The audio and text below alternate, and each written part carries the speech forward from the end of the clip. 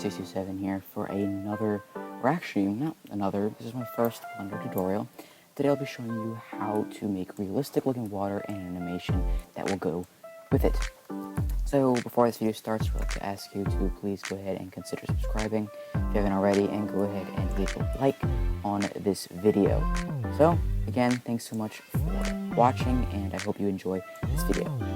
Alright, so before we actually jump into the tutorial, I just wanted to let you know that this does work in Cycles and Eevee. I'm going to be using it in Eevee just because it's real-time render, and I can show it to you much easier than having to render everything out. So we're just going to go ahead and delete the light and the default cube, and we're going to go and Shift-A and add a new mesh and a plane. I'm just going to go and scale it up a bit.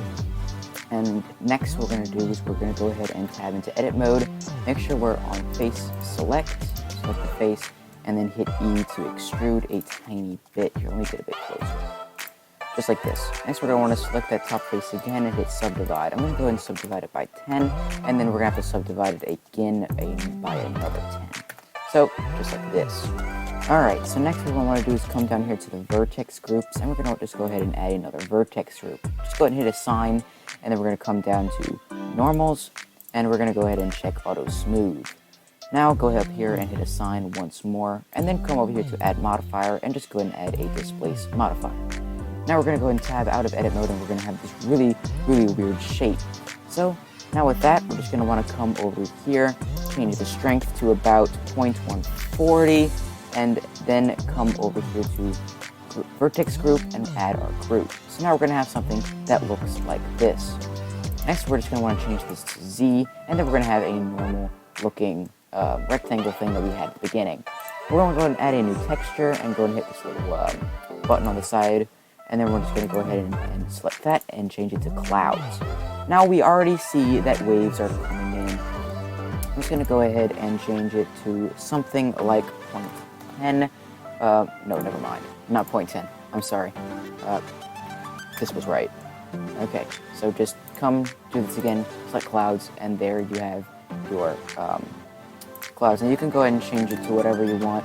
Make it a bit smaller, make it a bit larger, do whatever you want. I'm going to come up here, and you can change the strength a bit if you want. I'm going to go ahead and make it a bit smaller for a couple smaller waves. So now we have something that looks like this.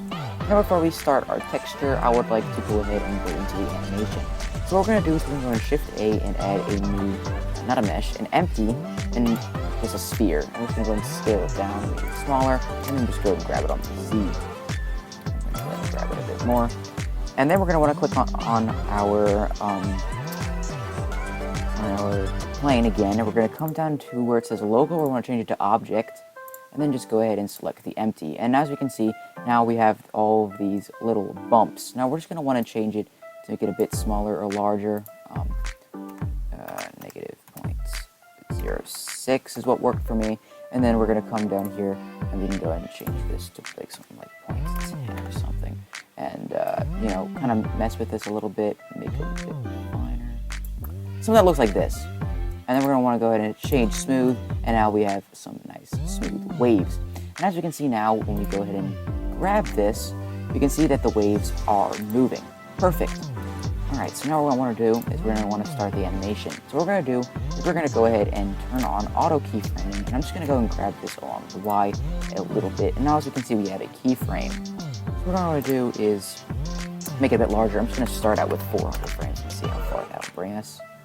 Alright, so animation is not something that you can easily recreate over and over again because it's different speeds. So what we're going to do is we're going to go ahead and set it on 400 and then go ahead and grab this across the Y a bit far.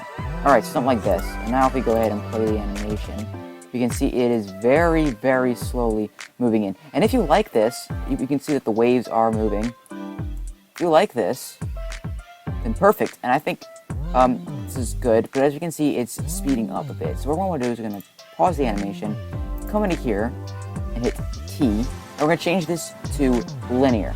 Make sure we hit select A, and then hit T, and select linear. And now if we go ahead and replay the animation, we can see that it is constant now, and that it is going basically in a straight line. The other one was kind of like a wave going faster and speeding up.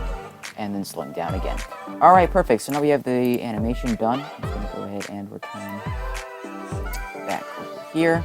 So we have the animation done. I'm just going to turn off auto keyframing just so we don't mess anything up. And finally, the last step is to add our textures. So what we're going to do is we're going to select our plane, and we're going to change this from the timeline to the shade editor. Alright, so we don't have a material on here, so we're just going to go ahead and hit new.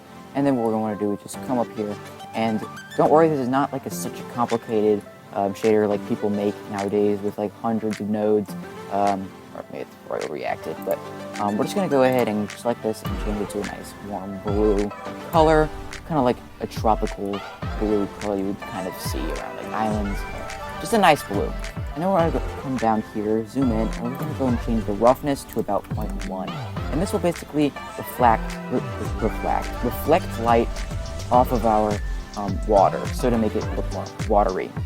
And the last step in this process is to come down here and come to transmission and add this to 1. Now we have this water looking texture. Now it looks really weird, it looks like swampy water, but don't worry, it won't be like that in the render.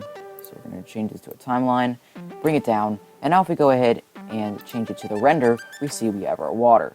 The first one we're going to do is we're going to Shift A and add in a light, and I'm just going to go ahead and add a sun. So we're going to go ahead and grab it on the Z.